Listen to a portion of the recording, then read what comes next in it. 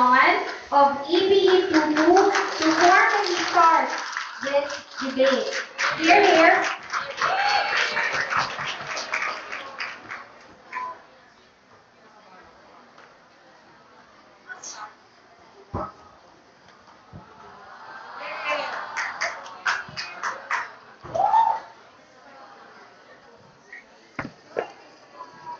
Sorry.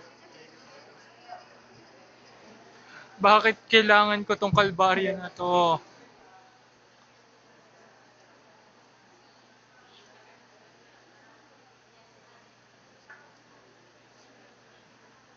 Good afternoon, Madam Speaker, members of the Parliament.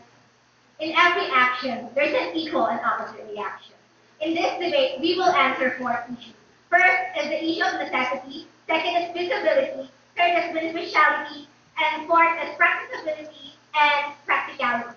Madam Speaker, if we are going to describe these minor offenders or juveniles, these are the people under 18.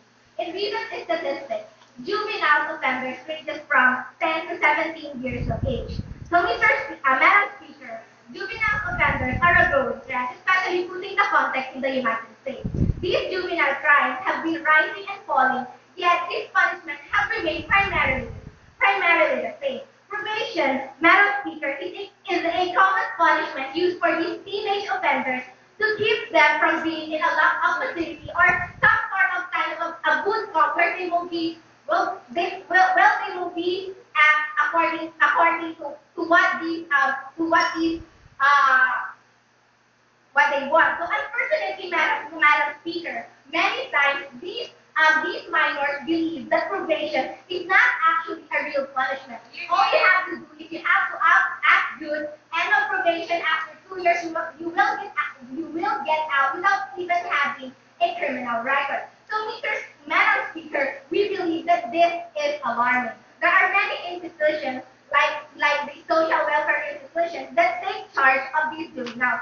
But we see, Madam Speaker, that they are not helping. Minors are actually committing the same violent acts over and over again, such as rape, murders, drug abuse, robbery, arson, and what have you, Madam Speaker.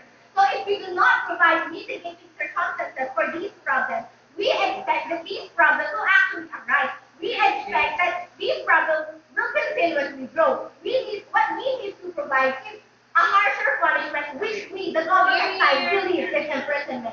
So primarily, Madam Speaker, if they are old enough to rape, they are old enough to take responsibility for their own. Madam Speaker, what we want in this debate is that first, the police department, in collaboration with social welfare services, will actually imprison juveniles from ages 10 to 17 years of age. Later, sir. Secondly, Madam Speaker, is that we want to impose these mechanisms into grave crimes such as murder, rape, drug abuse, and arson, only in these heinous crimes, Madam Speaker. Third is that, Madam Speaker, what we want is to include programs such as accredited schooling for these young individuals to learn to benefit while they are in prison. Fourth, Madam Speaker, is that we actually want to provide counseling mentally and physically. So, Madam Speaker, this mechanism is actually proactive. It will end if we ensure that these probations that we actually have in our status quo are already capable and behavior deterrent. So in my argument, I'll be talking about how these imprisonment can actually modify a juvenile behavior. So before I proceed, yes, for a point. You cannot simply generalize that these petty crimes or these heinous crimes are equivalent to terrorism, and you are going to punish or impose harsher penalties on even juveniles in which the law should be protecting at all times. Mr. Speaker, Madam Speaker, law should be equal to everyone. If you committed crime, then of course there is an equal and equivalent punishment for this, no matter what ages you are in. So in my argument, Madam Speaker, I'll be answering how imprisonment can actually modify a juvenile behavior. So, Mr. Speaker, Madam Speaker, what is actually the problem why these people are actually rejecting these young individuals to enter prison? First is that we have many documented cases of sexual and physical abuse in these prisons. Madam Speaker, in drama, it is continuously occurring. But in reality, these are actually isolated cases. We have these police departments that actually taking action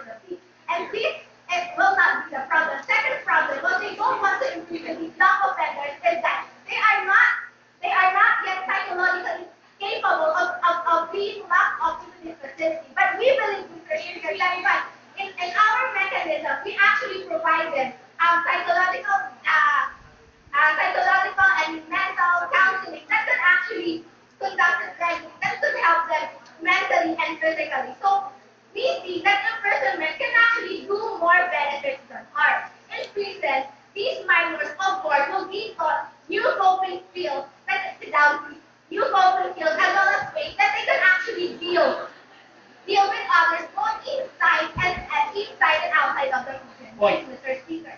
So we have provided different programs such as accredited schooling, such as counseling, and such as livelihood projects that actually help this individual. Mr. Speaker, they have the opportunity to better their lives through education while they are in prison. So we uphold, Madam Speaker, that these minorities down to have the right against imprisonment. But we actually uphold that these young individuals have the right against imprisonment.